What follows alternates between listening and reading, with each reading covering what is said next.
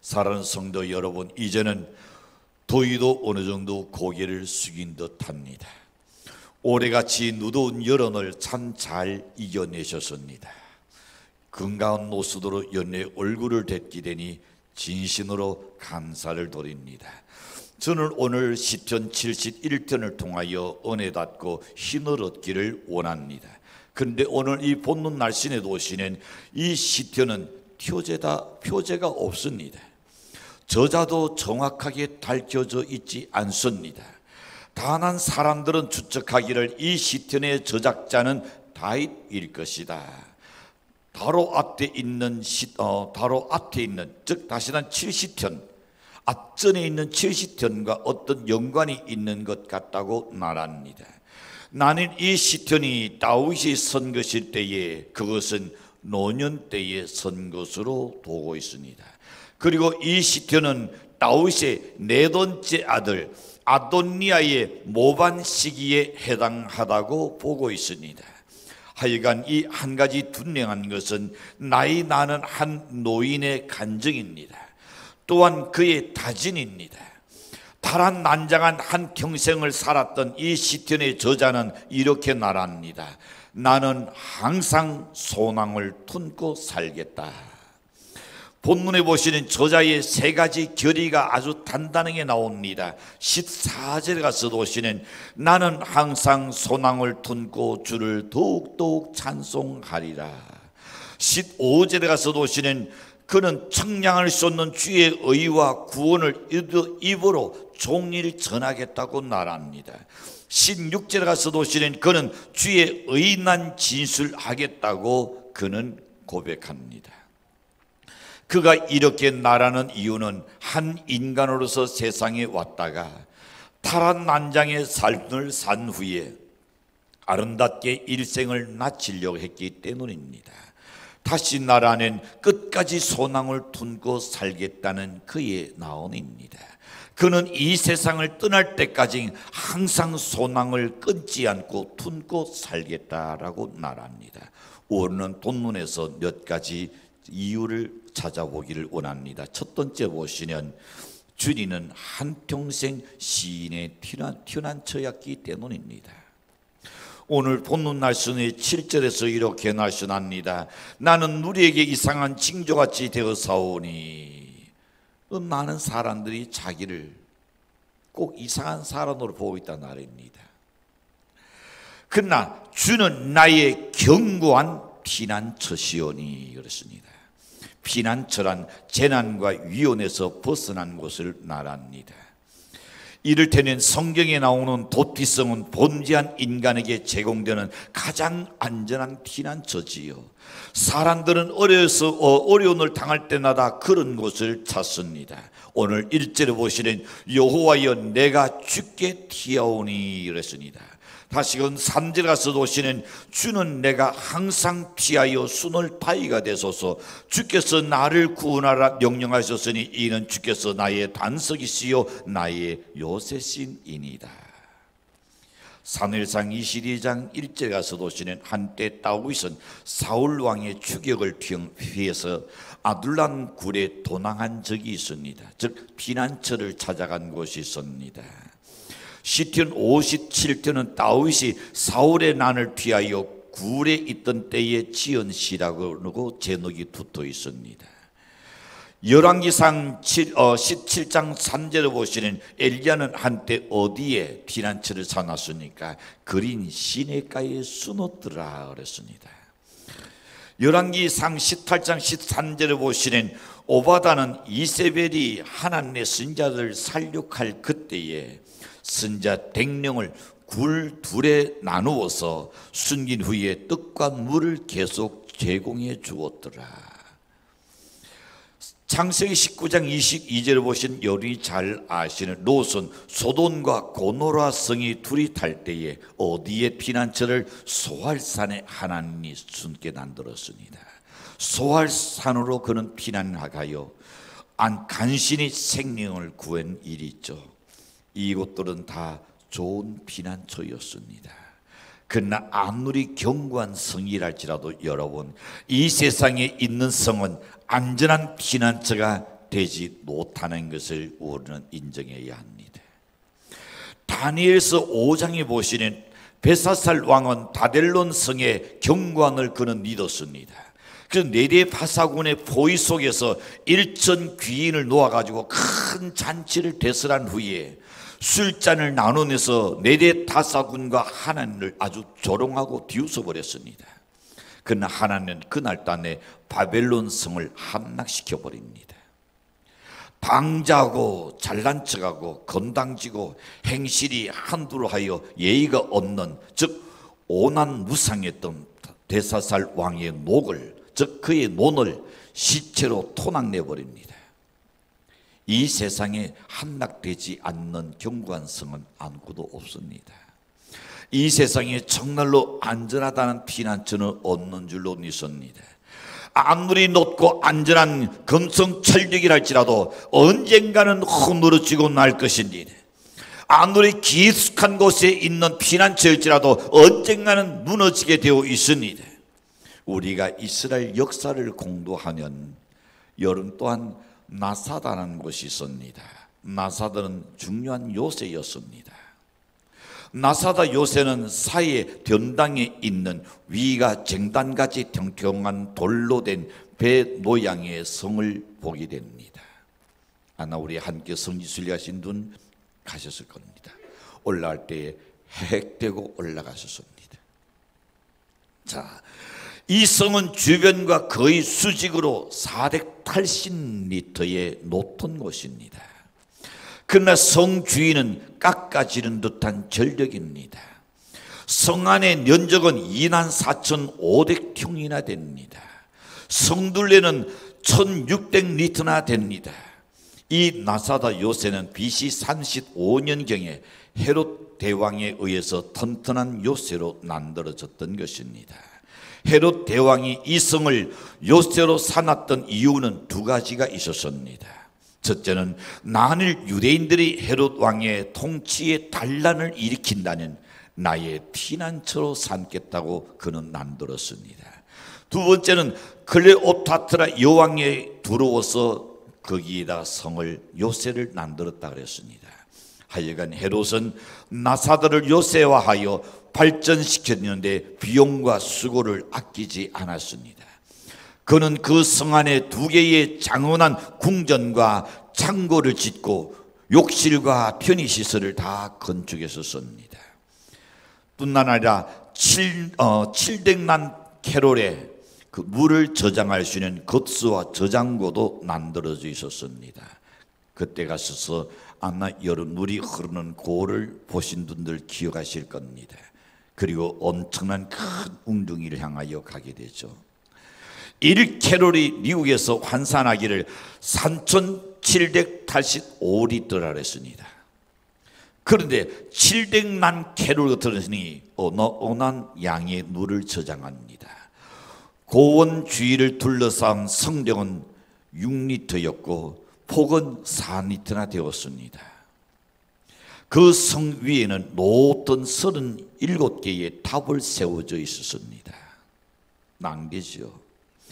AD 70년 9월 8일에 로마의 디도 장군에 의해서 예루살렘은 함락되고 성전은 불타버립니다. 이때에 백만의 유대인들이 칼에 찔리고 불에 태워서 죽이고 십자가의 처형을 당했습니다. 이 예루살렘이 망하는 그 와중에 많은 사람들이 불타는 도시 예루살렘을 빨리 빠져나와서 도망쳤습니다. 어디로 갔을까요? 나사다로 들어가서 거기에 숨었습니다.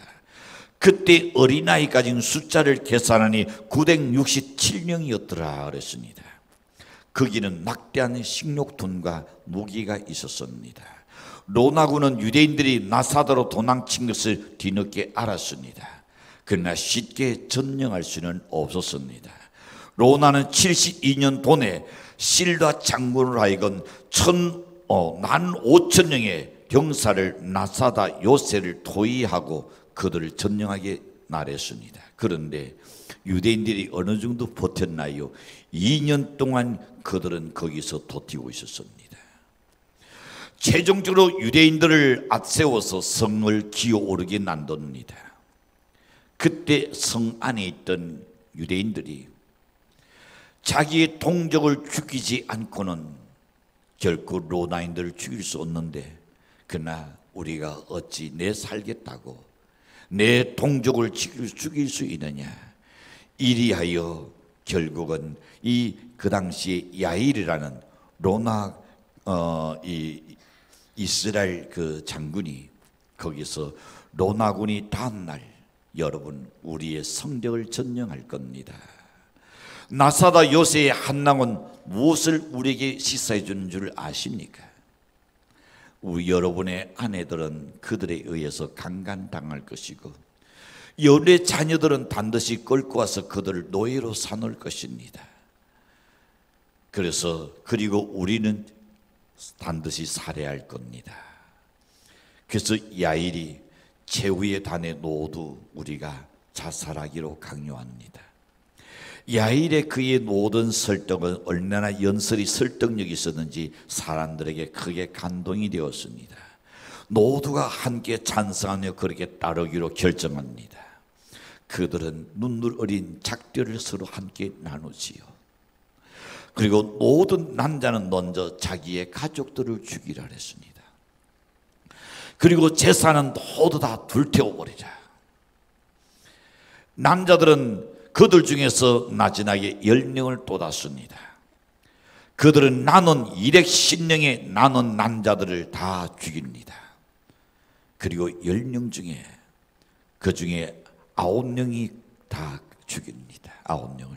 그리고 마지막 나눈 한 사람이 스스로 자결해서 죽게 되죠. 아마 여러분 그때 그 자리에 가신 분들 가이드를 통하여 설명 들을 때에 굉장히 가슴이 아픈 내용들을 들었을 겁니다. 이렇게 하여 나사다의 요새는 비극으로 끝나버립니다. 사랑하는 성도 여러분, 이 세상의 요새나 성은 안전한 피난처가 되지 못합니다. 그 성은 언젠가는 함락되고 나는 겁니다. 그 요새는 언젠가는 파괴될 때가 오는 겁니다. 언젠가 그 성은 비극의 종말을 구할 때가 있는 것입니다. 사랑하는 성도 여러분, 여러분의 통장에 들어있는 그 돈이 요새입니까? 여러분의 놀이 속에 든 지식이 요새라고 생각하십니까? 아니면 무거운 어깨에 내고 있는 그 명예가 여러분의 요새라고 안전하다고 생각하십니까? 때로는 여러분 아나 스스로가 자부하는 건강, 나는 언제나 건강하다는 그것이 여러분의 요새가 될 수 있나요? 모두가 언젠가는 무너지고 난다는 것 우리는 인정해야 할 믿습니다. 주님은 가장 우리의 안전한 피난처이십니다. 믿습니까? 그러나 돈 무는 나라입니다. 주는 나의 견고한 피난처시라. 주는 나의 단석이시요 나의 산성이라 그랬습니다. 이 날선을 굳게 믿는 우리 성도들이 되시길 주님으로 간절히 축원합니다. 두 번째가 서도시는 주님은 한평생 동안 다윗의 의지였다고 말합니다. 5절과 6절입니다. 주 여호와여, 주는 나의 소망이시요 내가 어릴 때부터 신뢰한 이시라. 내가 노태에서부터 주를 의지하여 사오며 나의 언론에 대해서부터 주께서 나를 택하여 사오니 나는 항상 주를 찬송하리이다 그랬습니다. 여기 보면 다윗은 자기의 어릴 때부터 그 어릴 때를 회상하고 있습니다. 주는 나의 어릴 때부터 의지시라. 여러분, 어릴 때부터 신앙생활하는 사람이 행복한 줄로 믿습니다. 그는 아주 어릴 때부터 하나님을 소망하고 살았습니다. 하나님을 의지하고 살았다고 그랬습니다. 다윗은 지금 이 사실을 자랑하려고 하는 날이 아닙니다. 그가 어렸을 때부터 체험했던 그 하나님의 은혜를 지금 찬양하고 있는 겁니다. 하나님의 그 은혜를 지금 갈망하고 있는 겁니다. 하나님의 그 은혜를 지금 바라보고 있는 대목입니다. 하나님의 그 은혜를 그는 소망하고 있습니다. 그는 하나님의 그 은혜에 지금 기대하고 있는 줄로 믿습니다. 사랑하는 성도 여러분, 우리가 예수를 믿게 된 것은 정말로 하나님의 은혜 중에 은혜인 줄로 믿습니다. 십자가 위에서 구원받은 강도는 정말 은혜 받은 사람입니다.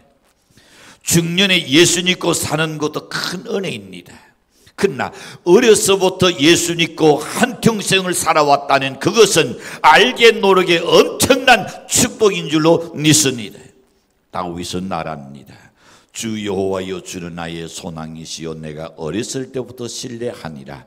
내가 노태에서부터 주를 의지하였으니 나의 언론에 대해서부터 주께서 나를 택하여 싸우니 나는 항상 주를 찬송하리이다. 다윗은 지금 옛날 어렸을 때를 회상하면서 위로를 받고 있습니다. 그는 어렸을 때에 하나님의 두 뜻신을 행했던 엄청난 경험들을 그는 회상하는 겁니다.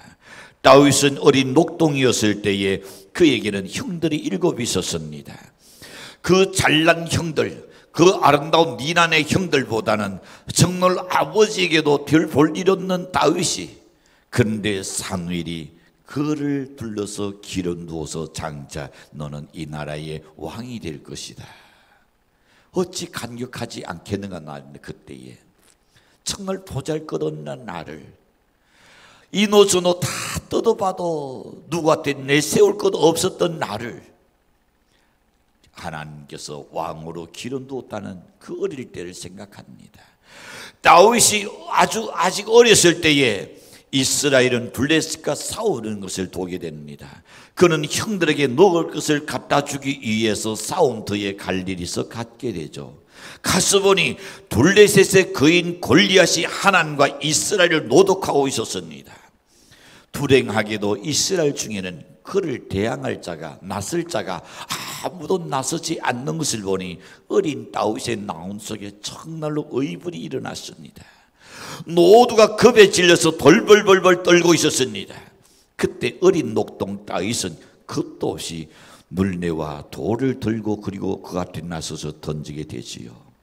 그는 통쾌하게 거인 골리앗을 쓰러뜨렸던 장면이 사무엘상 17장에서 나옵니다.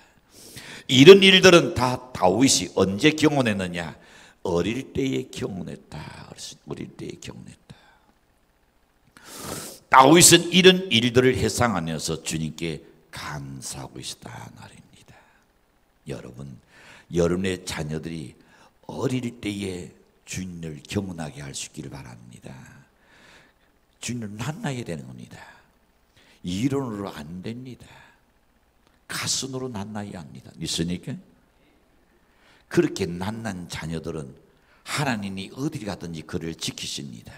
보호하십니다. 그와 함께 하실 줄로 믿습니다. 어떤 시련이 와도 어떤 역경이 와도 하나님께서 그것으로 인하여 나하게 내버려두지 않습니다. 여러분의 자녀들이 교회에 나오는 것으로 족하게 여기지 마시고, 교회에 열심히 나오는 것으로 신앙생활 잘하고 있다고 믿지 마시고, 어릴 때에 하나님을 낱낱 기원 있게 해줄 수 있기를 축복합니다. 그게 축복입니다. 당사자가 있는 자리에서 말씀을 드려서 죄송합니다는 우리 아들 녀석이 어릴 때에 그가 정말로 장질부사와 곁에서 죽게 되었습니다. 그때에 현리산 기도원에 데려갔었습니다. 원장 데려가기 전에 물었습니다. 병원에 입원할 거냐? 아니면 어떻게 하느니? 그때 한 날이 저는 잊어지지 않습니다. 내가 병원의 의사에게 유능한 의사에게 입원해도 하나님 죽이시려니 내가 죽을 것이고, 내가 병원에 입원하지 않아도 하나님 살리시려니 나를 살릴 것이니 기도하겠다. 그래서 기도원에 데려가셨습니다. 두 눈은 나오니 아프죠. 열이 불덩이같이 나는데, 그리고 좀 안정하면 좋겠는데 설교가 끝난 후에 산에 기도하러 올 때 기도하러 가겠다 그래요. 바위 위에 무릎 딱 꿇었습니다. 그리고 그는 새벽까지 기도합니다.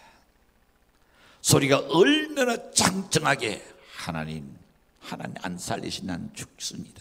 하나님 나 살려달라고 얼마나 소리를 쟁쟁하게 했던지 주변에 기도 마치고 이제 새벽 예배 드리기 위해서 내려가는 사람들이 다 한 번씩 쳐다보고 지나가는 것이었습니다. 그런데 그렇게 기도하는 순간에 하나님이 어떻게 일하셨다. 그때 일하셨어요. 장본인이 저기 앉아 있어요. 여러분, 하나님을 만나게 해줄 수 있는 분호 되시길 바랍니다. 고난이 대가를 치른다더라도 하나님은 만날 수나 있다는 수진 않는 거요. 어떤 어려움과 시련을 겪어서라도 하나님 만나는 그때부터 하나님이 그를 기르신다. 할렐루야. 하나님 그를 책임져요. 그래서 저자는 이렇게 말합니다. 6절에서 나는 항상 주를 찬송하리다. 우리가 돋는 날선을 도는 찬신앙이 무엇인가를 보게 됩니다. 하나님은 믿는 자들을 팔로 안아서 손에 투어주는 아버지라는 것을 설명합니다. 또한 신자들은 그들의 온 몸을 하나님께 맡기면서 그의 도원의 손 안에서 노안한 행동을 느끼는 어린아이와 같습니다. 이것이 여러분 신앙입니다. 창세기 15장 6절을 보시는 아두라니 하나님을 믿으니 그랬습니다. 이 말씀을 문자적으로 번역한다면 그가 여호와를 의지하니라는 말입니다. 여러분 믿음 뭡니까? 의지하는 겁니다. 맡기는 겁니다. 어떤 일이 있든 간에 맡기는 거예요. 여러분의 자녀들은 여러분에게 잘 맡겨요. 여러분은 하나님께 못 맡겨.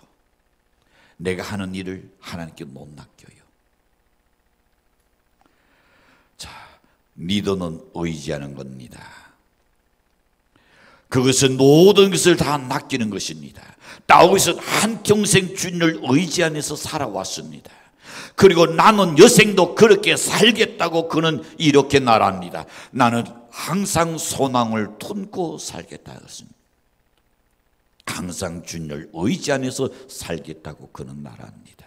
사랑하는 성도 여러분, 이 다윗의 그 소망이 여러분의 소망이 되시기를 간절히 축복합니다.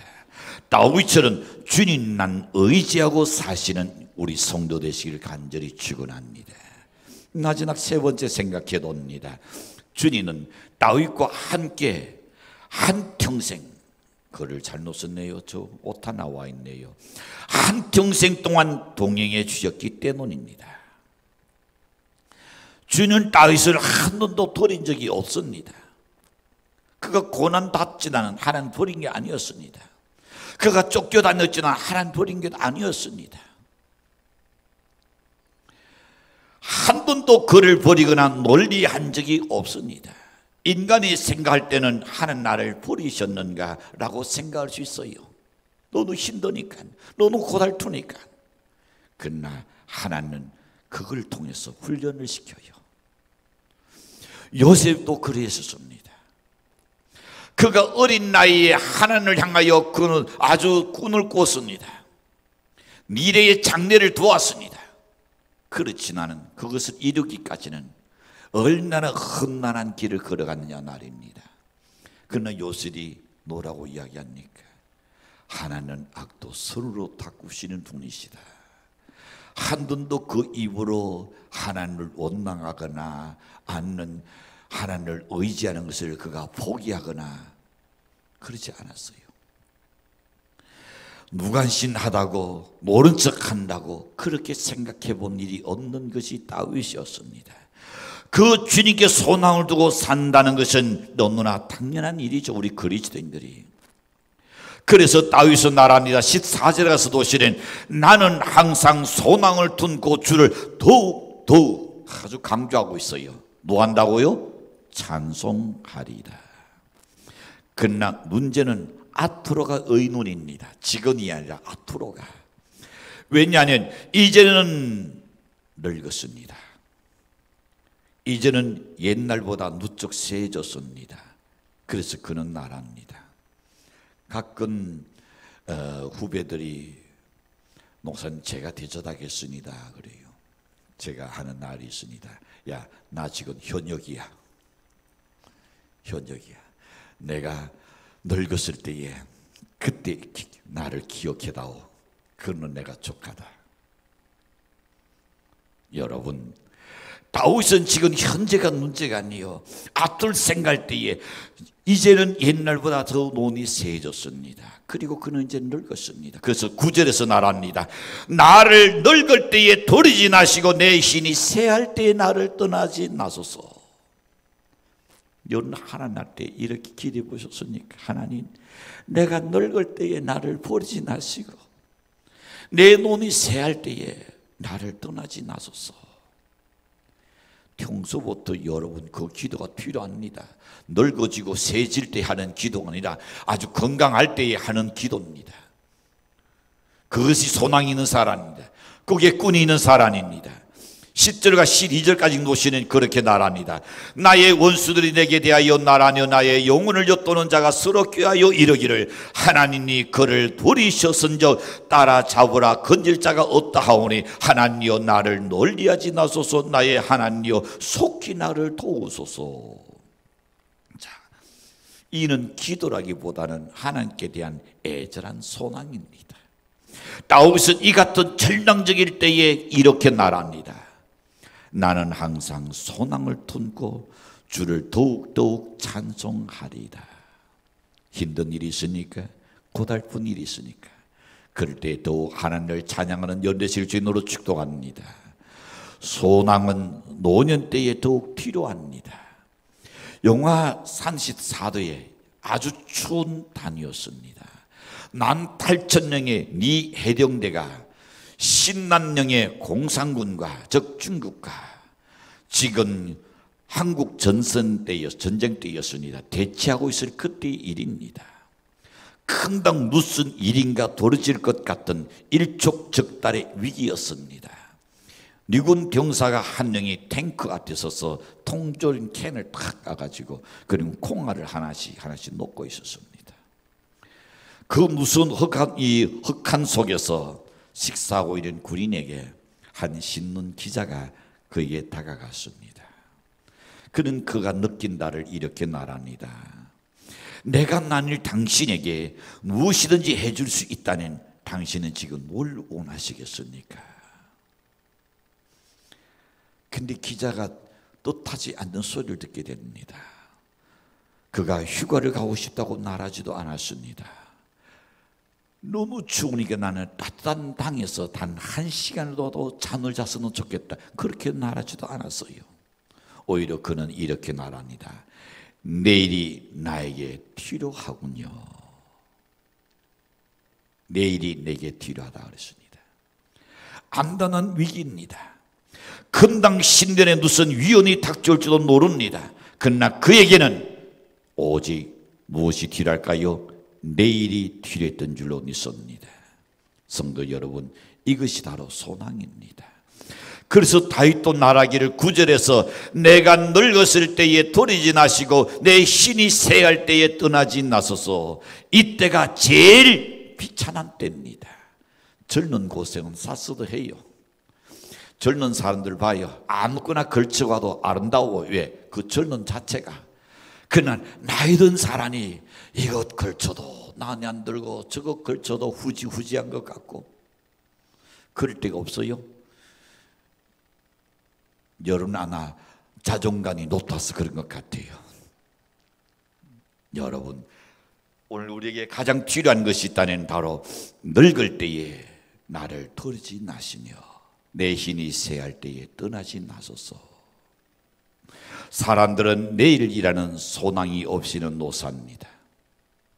내일이라는 신앙이 없이는 한순간도 여러분 우리가 살기가 어려운 겁니다. 사랑하는 성도 여러분, 그런데도 우리에게는 무엇이 하나님께 대한 믿음과 소망이 있음을 감사하는 점 되시기를 바랍니다. 주님을 의지하고 사는 자는 항상 감사할 일이 있을 줄로 확신합니다. 다윗이 말했습니다. 나는 항상 소망을 품고 주를 더욱더욱 찬양하리이다. 자, 그에게는 신앙이 있었기 때문입니다. 다윗이 항상 소망을 품고 살겠다고 다짐하는 이유는 세 가지가 있습니다. 그는 이렇게 말합니다. 주는 다윗의 피난처였기 때문입니다. 두 번째는 주는 그의 의지였기 때문입니다. 세 번째는 주는 다윗의 한평생 그의 동행자였기 때문입니다. 그래서 그는 항상 이 소망을 품고 살겠다고 다짐하고 있는 겁니다. 지금 이 시대는 다윗 같은 이런 신앙을 소유해야 할 때가 지금 와 있습니다. 세계의 정세를 보든 간에 앞으로 좌로 모든 것을 둘러봐도 지금 위기가 서서히 우리를 향하여 목을 조이고 있습니다. 이럴 때에 다윗 같은 이런 소망을 가지고 사시는 우리 성도가 되시기를 축도합니다. 나는 항상 소망을 품고 주를 더욱 찬송하라는 다윗의 고백으로 한평생 사시는 연대실 주인으로 간절히 축원합니다. 기도하겠습니다.